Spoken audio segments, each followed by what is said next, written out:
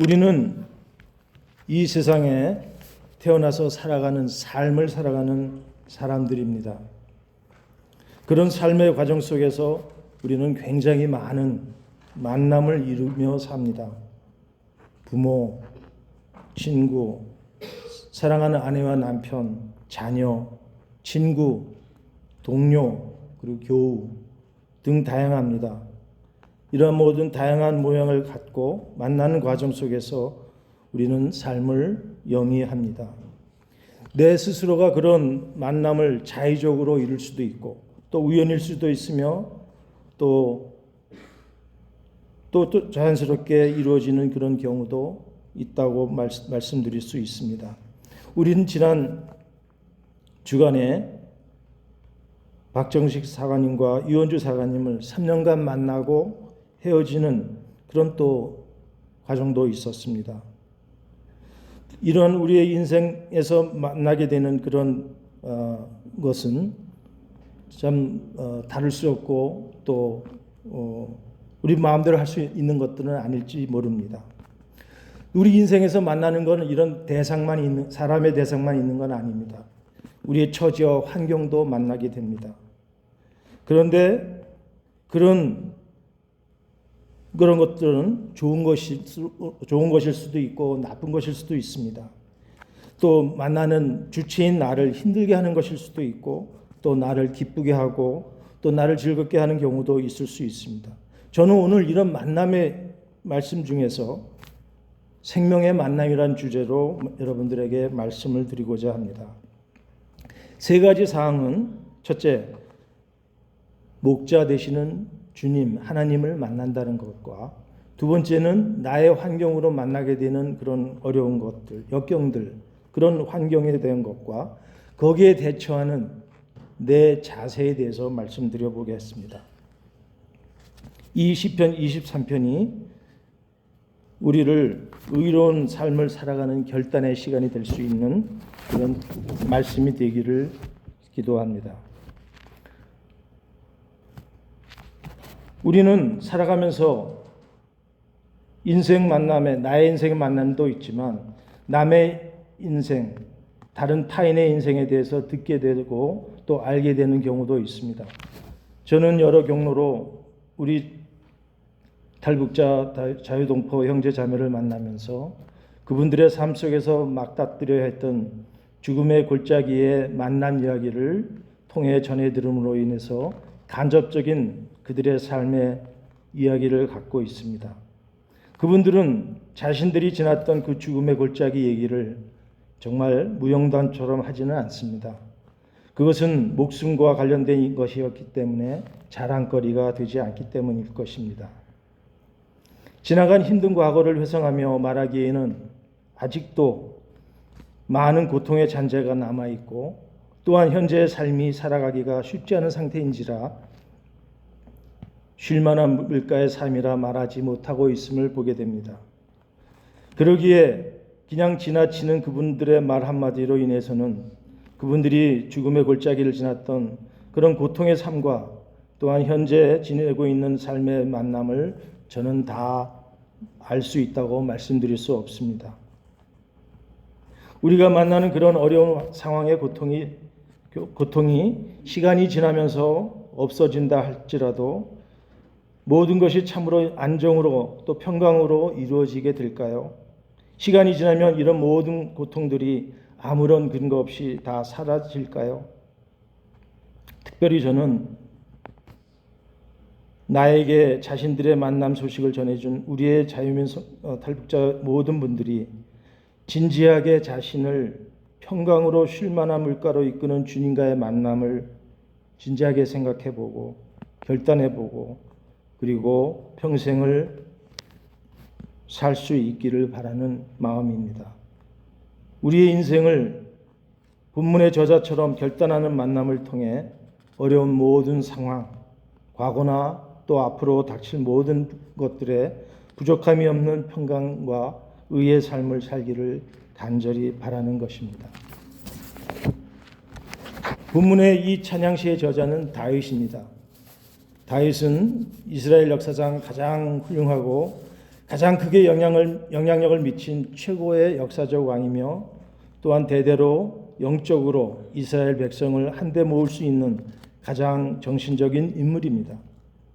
본 찬양시가 만들어질 때는 다윗이 왕이 되는 기름을 하나님으로부터 부여는 받았지만 아직 본격적으로 왕으로서의 힘을 발휘할 수 없는 상태에서 만나는 자신의 역경의 처지와 그에 대한 극적인 반전의 상황을 감동으로 노래한 시입니다. 다윗이 노래한 내용이 우리가 오늘 인생의 만남이란 주제로서 나에게 적용해야 할 것이라 생각해 봅니다. 먼저 다윗은 어떤 분을 만났습니까? 바로 목자 되신 여호와를 만났습니다. 하나님은 목자요, 우리 인간은 그의 양입니다. 바로 양과 목자의 관계로서 만남을 가졌습니다. 다윗은 자신이 목자로서 자신의 양을 안전하게 이끌고 그 관계를, 양과 목자의 관계를 확신하는 자세를 어릴 때부터 가졌습니다. 나의 반석이 되며 피할 바위가 되기도 하며 구원으로 이끄는 분으로서 언제나 나와 함께하는 관계 속에 있는 목자 되시는 여호와 하나님을 그렇게 다윗은 가졌던 것입니다. 어릴 때 목동으로 양을 치던 시절에 양을 먹이고 돌보고 지키는 것에 대한 기쁨을 그는 압니다. 그때 하나님을 저주하며 능멸하는 또 블레셋 거인 장수 골리앗을 무너뜨린 그 능력의 원천을 자신의 입으로 소리쳤던 그 다윗, 그리고 사울왕의 그 죽음의 추적 저주로부터 또 보호받고 있는 자신이 바로 양인 것을 그는 압니다. 이처럼 양과 목자의 관계는 우리가 일반적으로 아는 목가적인 상징이지만 그러나 거기에는 인간의 삶과 죽음의 관계를 내포한 실존적인 관계성을 알려주고 있는 상황입니다. 그래서 노래합니다. 여호와는 나의 목자시니 내게 부족함이 없으리로다. 그가 나를 푸른 풀밭에 누이시며 쉴 만한 물가로 인도하시는도다. 이 짧은 고백이 모든 것을 대변하는 말씀이라고 할 수 있을 것입니다. 인생에서 만나는 처지와 환경이 다음 두 번째가 될 것입니다. 다윗에게 가장 힘든 시기라고 말할 수 있는 시간, 즉 죽음의 골짜기를 맞닥뜨리게 되는 그런 힘든 과정의 삶이 그에게 임하게 됩니다. 4절에서 죽음의 골짜기, 즉 사망의 음침한 골짜기를 다닌다라고 말하고 있습니다.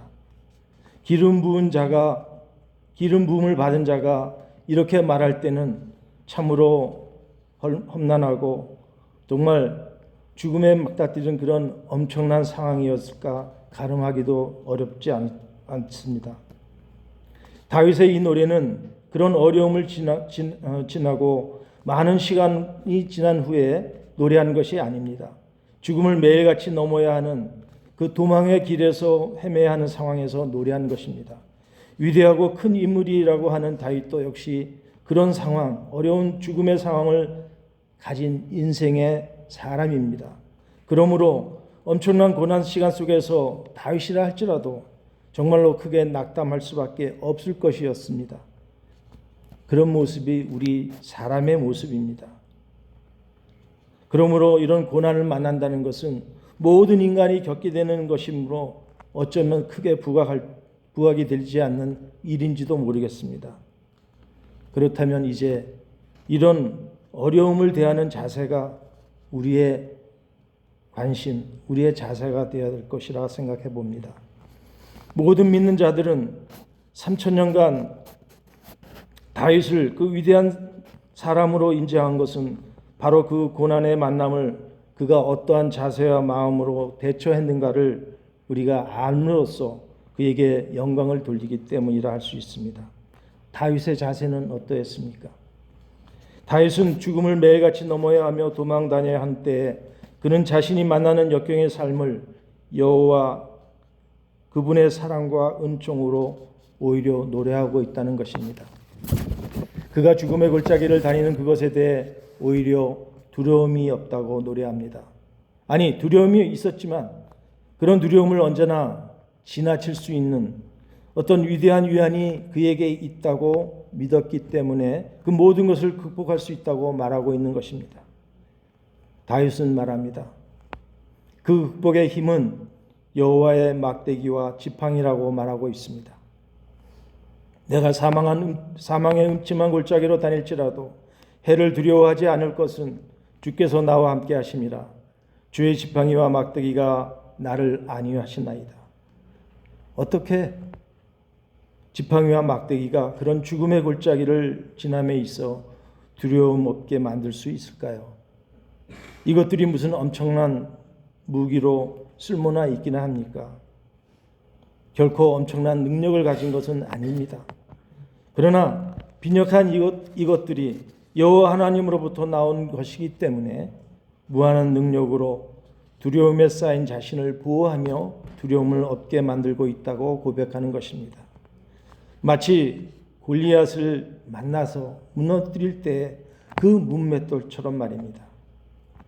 오늘의 막대기와 지팡이는 성경 말씀이 돼서 여러분들이 만나게 되는 모든 두려움을 넉넉히 이기는 그 도구가 될 수 있기를 간절히 축원합니다. 더군다나 주님께서 함께 하신다고 하는 그 다윗의 고백함이 더 큰 메시지로 여러분의 심령에 울려 퍼지기를 간절히 축원합니다. 진정한 마음으로 하나님을 만나지 못한 상태라면 우리 약한 인간은 언제라도 넘어지며 쓰러지고 고난에 휘둘리게 될 것입니다. 이것은 진정한 신앙을 가진 자의 모습은 다윗과 같이 역경에서도 주님을 바라보는 그 믿음을 가진 것이라고 말씀드릴 수 있습니다. 그가 보인 신앙은 험난한 고난이 닥쳐온다 할지라도 절망하거나 낙심하는 것이 아니라 오히려 하나님께서 함께 하신다고 하며 그의 보호하시는 하나님의 능력, 즉 막대기와 지팡이가 함께하고 있음을 증언하는 것입니다. 이런 것이 진정한 믿음을 가진 자의 모습으로 모든 환난을 이겨낼 수 있는 신앙인의 모습이라 할 수 있습니다. 사람은 하나님을 알 수밖에 없는 존재입니다. 왜냐하면 하나님께서 우리 인간을 지으셨기 때문입니다. 그러나 죄성의 인간은 그런 하나님의 사랑의 하나님이 주시는 모든 환경에서 추방되었습니다. 풍성한 낙원인 평강과 화평의 곳에서 쫓겨났습니다. 그러므로 이제는 사랑과 구원의 하나님을 만나서 잃었던 모든 것들을 회복해야 함이 어쩌면 당연할 시기입니다. 적과 원수의 앞에서 다윗처럼 누렸던 풍성한 잔치상과 넘치는 잔과 기름을 받게 되는 복을 누릴 수 있는 일은 하나님을 만나는 것입니다. 여호와 하나님을 만나 진정한 신앙의 힘으로 언제 어디서나 넉넉하게 난관을 이기며 평강의 삶을 누릴 수 있는 여러분 되시기를 축원합니다.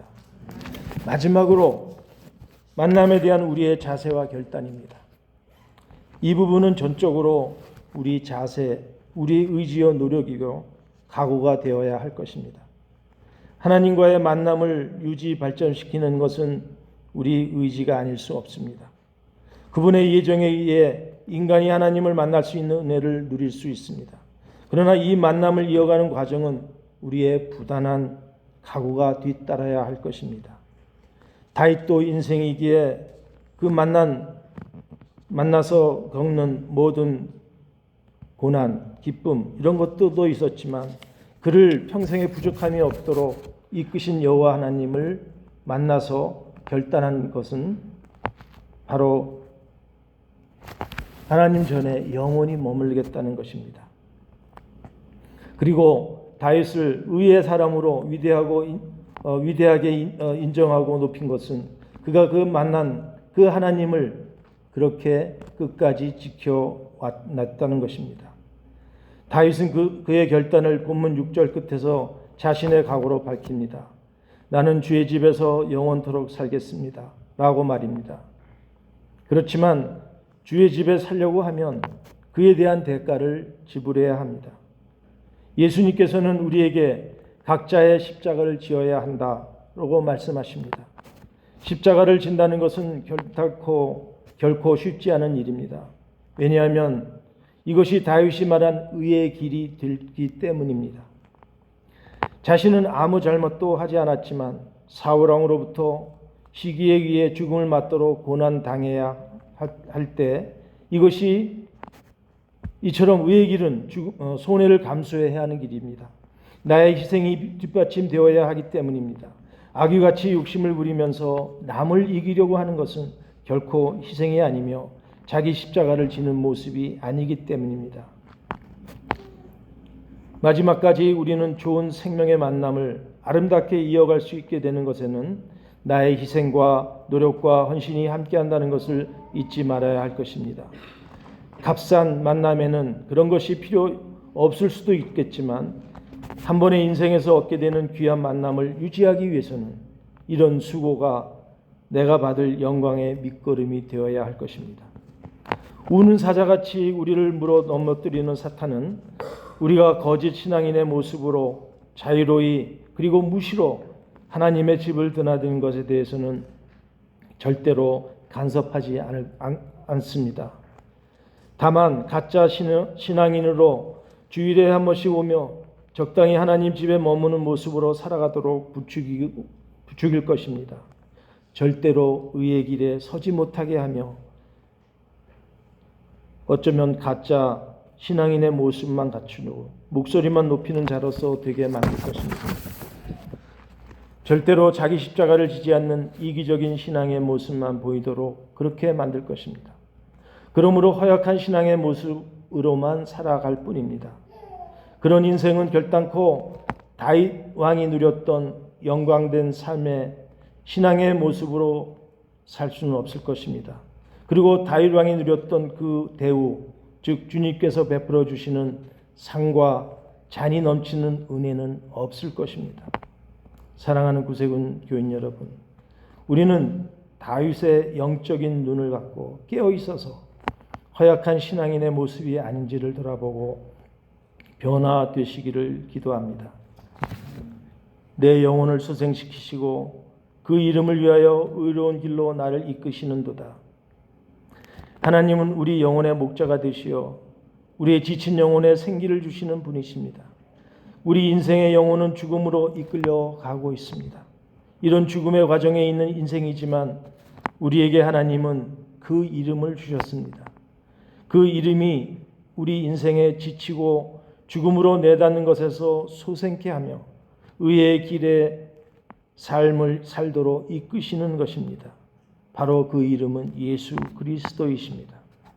우리 영혼을 소생케 하는 이유는 양인 우리가 푸른 풀밭과 잔잔한 물가에 이르러 살아가야 하기 때문입니다. 그러기 위해서 우리는 의의 길로 가야 합니다. 그 길이 머무는 곳에서 나를 위해 잔치상이 펼쳐 있고 내 잔이 넘쳐 흐르는 그 쉴만한 곳이 될 것입니다. 사랑하는 구세군 아닌 성도 여러분, 이런 아름다운 신앙을 어디에서 체험할 수 있을까요? 바로 하나님의 집, 우리가 몸된 지체로서 이루는 교회, 목자 되신 예수님을 예배하는 교회에서만 체험할 수 있습니다. 예배가 이루어지는 교회를 통해 우리가 받아야 할 하나님의 선하심과 인자하심을 평생 허락받을 수 있기 때문입니다. 다윗은 그것을 내가 여호와 집에 영원히 살리로다 하면서 내가 결단코 하나님의 전에 머무르겠다는 각오로 결단한 것입니다. 다윗은 그가 만난 하나님의 사랑과 능력을 진정으로 알았고 누렸습니다. 그러므로 인간인 다윗을 주관하시는 사랑과 능력의 하나님을 다윗은 어떠한 경우에도 하나님을 영원히 경외해야 하며 하나님과의 만남의 끈을 놓지 않도록 결단했습니다. 다윗은 그가 만난 생명의 만남을 영원히 유지하기를 결단하였고 그것을 노래한 것입니다. 결코 귀한 생명의 만남을 영원토록 유지하는 신앙인의 삶을 잊지 않겠다는 것입니다. 사랑하는 구세군 성도 여러분, 우리도 이렇게 살아갈 수 있도록 우리는 기도해야 합니다. 다윗의 기도처럼 주님의 선하심과 인자하심이 내가 사는 날 동안 나를 따르기를 바라야 하는 것입니다. 다윗은 이것을 확신했습니다.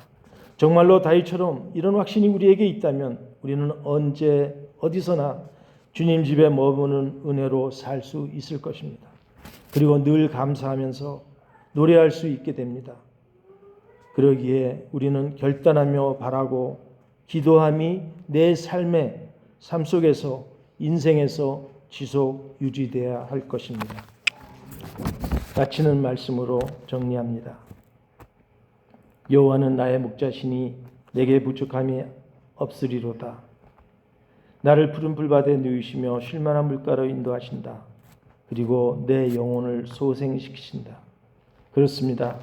우리의 영혼이 몸이 이처럼 소생될 수 있기 위해서는 어렵고 힘든 상황 가운데서도 우리 주님의 은혜를 느낄 수 있는 만남이 있어야 되고 무엇보다도 그러한 사랑의 주님을 알아야 합니다.